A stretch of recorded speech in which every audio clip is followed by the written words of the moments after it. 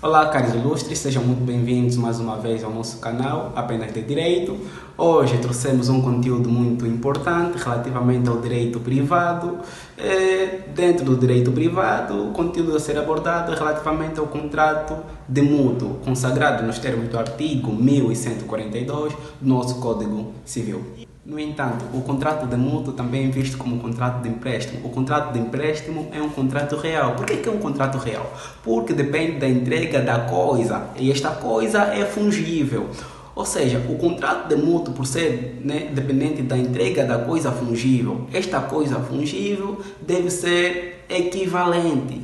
Ou seja, estamos a querer dizer que o devedor será obrigado a restituir uma coisa tanto do mesmo gênero e qualidade. No entanto, a relação creditícia, que é a relação entre mutuário e mutuante, ela é baseada pelo princípio da confiança. Por quê? Porque a confiança é que vai estabelecer a solidez da própria relação jurídico-contratual. Todavia, nós não podemos resumir o contrato de mútuo ao contrato de crédito bancário ou ao contrato realizado entre uma instituição financeira bancária e o cliente, porque o contrato de mútuo é realizado por instituições financeiras e instituições não financeiras, também como a Casa de Câmbio, conforme consagra o artigo 3º, número 2 da Lei do Regime Geral das Instituições Financeiras em Angola. No entanto, para quem deposita dinheiro no banco ou na instituição financeira bancária e para o banco que concede crédito, há aqui uma relação de confiança. Mas, na verdade, o que é confiança?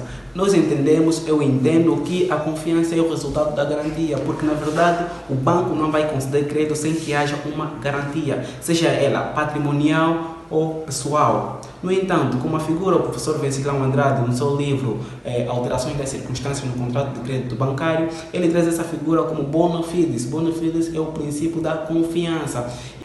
Na abordagem do contrato de crédito bancário, trazemos uma perspectiva nova relativamente às garantias, sendo condição sine qua non para a existência do contrato de crédito bancário. Então, aferi que as garantias desde os tempos remotos se afiguraram uma segurança na relação entre o credor e o devedor, uma vez que o contrato de crédito, num dado período, era assegurado pela garantia na relação obrigacional ou creditícia, sobretudo para salvaguardar os interesses dos intervenientes no contrato ou na relação contratual. Neste caso é o contrato de crédito bancário.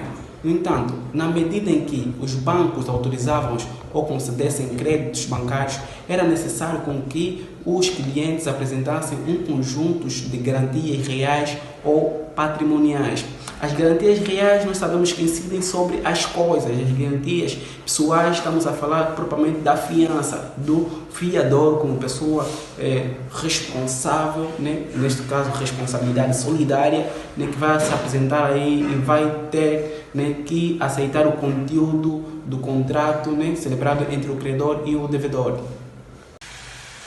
E a confiança é a base do contrato de crédito bancário, porque na verdade não existe contrato de crédito bancário sem confiança. Porque na verdade a confiança vai ser o resultado da garantia. Como o professor Vencilão afere no seu livro das alterações das circunstâncias no contrato de crédito bancário, ele vem dizer que as garantias exercem um papel preponderante ou importante na satisfação do direito do credor, ou seja, na medida em que visa proteger os direitos comerciais do credor, os ativos que são colocados à disposição do devedor para a satisfação das suas pretensões.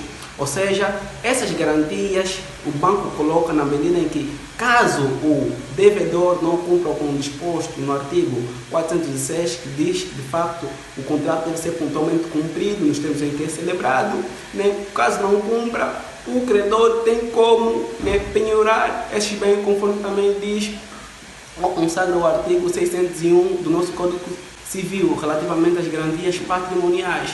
No entanto, falar de outras garantias que são aqui colocadas à disposição do credor, temos aqui a hipoteca, que é uma garantia real, que é verificada no artigo 686 do nosso Código Civil, que também deve ser registrada, caso sob pena de não produzir nenhum efeito jurídico. Portanto, trazemos aqui ou apresentamos aqui essa perspectiva da garantia, sendo aqui a condição sine qua non para a existência do contrato de crédito bancário, seja ela patrimonial, verificada nos termos do artigo 601, seja ela pessoal, verificada nos artigos 627, a fiança, seja ela real, verificada nos termos do artigo 656, que nesse caso é a consignação de rendimentos, e também verificada nos artigos 686, a hipoteca, também que é uma garantia real. Os bancos normalmente têm optado em que os devedores apresentem uma garantia real. Portanto, vamos concluir que não existe contrato de crédito bancário sem que antes tenha o devedor apresentado uma garantia para que haja confiança na relação entre o credor e o devedor.